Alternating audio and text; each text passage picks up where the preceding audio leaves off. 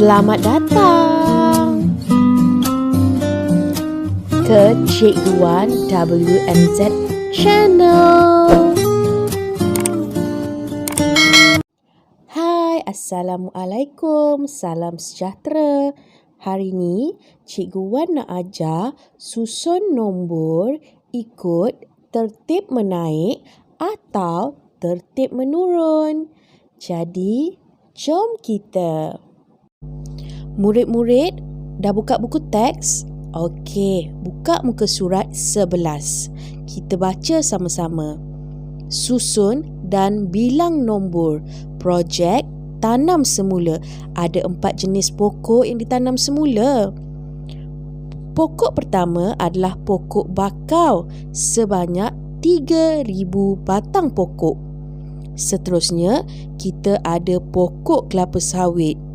Ada 3,100.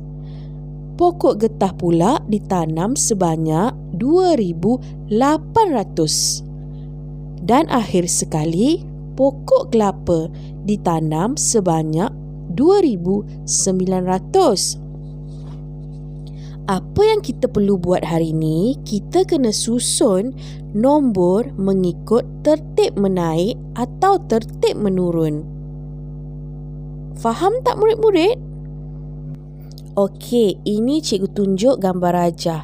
Tertib menaik dan tertib menurun. Tertib menaik ibarat kita menaiki tangga tu. Semakin tinggi, semakin tinggi. Maksudnya, daripada nombor kecil, dia akan naik ke nombor yang lebih besar. Manakala tertib menurun pula, daripada nombor besar, kita makin turun ke nombor yang paling kecil. Boleh faham ya? Tak apa, kita tengok contoh. Okey, ini contoh cara kita susun nombor mengikut tertib. Kita mula dengan tertib menaik. Nombor yang paling kecil adalah 2,800.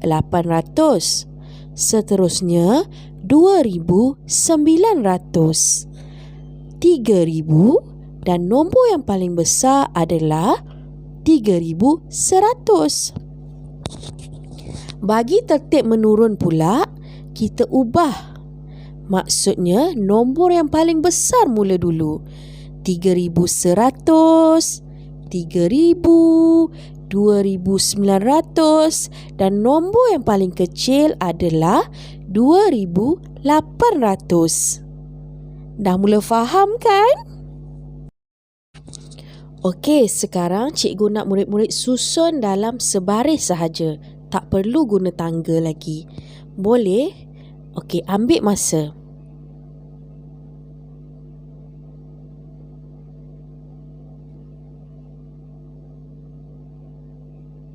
Dah dapat jawapan? Okey, jom kita semak. Sama tak jawapan dengan murid-murid? Kalau sama, tahniah. Tak apa, kalau salah, boleh ubah lagi. Sekarang kita semak jawapan tertib menurun. Sama tak? Bagus, pandai anak-anak murid cikgu. Sekarang kita pergi ke soalan nombor yang paling kecil. Ya, 2,800 adalah nombor yang paling kecil. Pandai. Sekarang kita lihat pula nombor yang paling besar. Betul, 3,100. Maksudnya, pokok yang paling banyak ditanam semula adalah pokok sawit. Manakala pokok yang kurang ditanam dan paling sedikit ialah pokok getah. Seterusnya, kita nak bilang nombor menaik satu-satu. Bilang menaik satu-satu daripada 5,821, 5,822, 5,823, 5,824 dan cikgu nak murid baca sampai habis. Faham? Seterusnya, kita bilang menaik 10-10 daripada 5,821. Murid lihat ya, nilai puluh dekat nombor 2. Jadi, kita tengok satu-satu. Kita mula dengan 5,821. Seterusnya 5,831, 5,841, 5,851. Kita lihat pula bilang menurun 5 daripada 5,840. Kita tolak sahaja 5. 5,840, 5,835, 5,830, 5,825. Jadi murid perhatikan nombor yang cikgu warnakan. Di situ ada perubahan dia. Ini boleh juga dikira pola nombor. Murid dah faham ya? Kita pergi ke yang seterusnya. Okey, cikgu nak murid uji diri. Bilang menaik 66 daripada 5,826, 5,832, 5,838. Apakah jawapan dia? Kita tengok jawapan dia. Ya, murid-murid kena tambah 6 lagi nombor.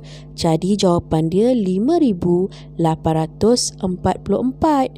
Sekarang tengok jawapan yang di bawah. Bilang menurun 22. Maksudnya kena tolak 2. Okey, kita ambil daripada 5,847, 5,845, tolak lagi 2. Jadi jawapannya 5,843. Dan sekiranya tolak lagi 2, 5,841. Tugasan murid pada hari ini ialah buku aktiviti muka surat 7 dan 8. Tulisan mestinya kemas. Hantar gambar hasil tugasan pada Cikgu Wan. Janji ya? Okey, kita baca sedikit ungkapan daripada Benjamin Franklin. Tell me and I forget. Teach me and I may remember. Involve me and I learn. Murid-murid cari maksudnya, boleh?